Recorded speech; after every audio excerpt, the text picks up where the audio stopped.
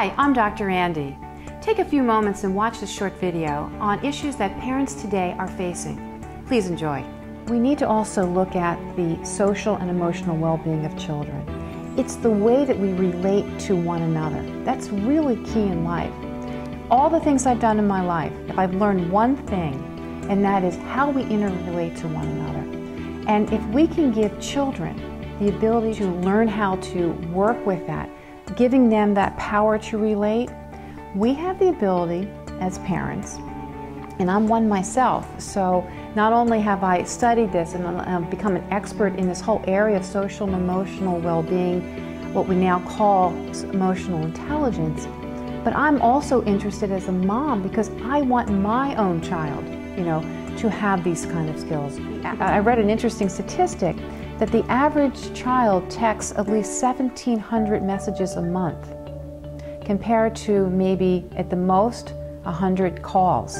So things are shifting. They're not speaking on the phones anymore. They're doing what I call wording, because what they're doing is they're basically, and I'm getting into the position of they're using their thumbs to basically communicate with their friends or other people around them.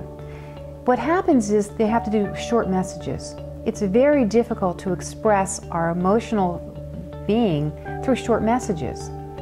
And unfortunately what happens is because we don't exactly know what somebody is communicating on that other emotional level, we can't pick up those cues. Technology's here to stay. It's not going to go away. So as parents, we need to learn how to live with that and help our children learn that there's a balance in life.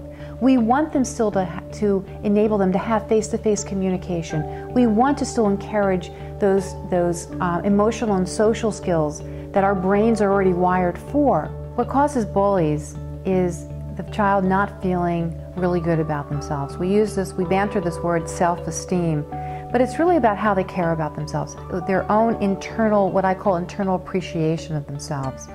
If a child's not loving themselves or liking themselves, the one way they can do this is exert power, because power over other people makes them feel better about themselves.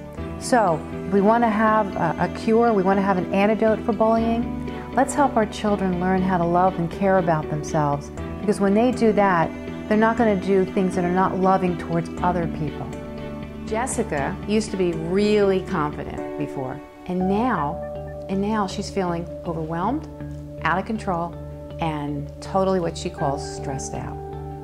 There are several things that we can do. We can't take away these stresses from these kids today, but there are several things that we can do as parents that can help them manage their stress, that can make it easier for them. Get them just to accept themselves, Nobody's perfect. We're not, they're not. And the more that they can just take things as they are and not worry about as much of what they can't control as opposed to what they can control.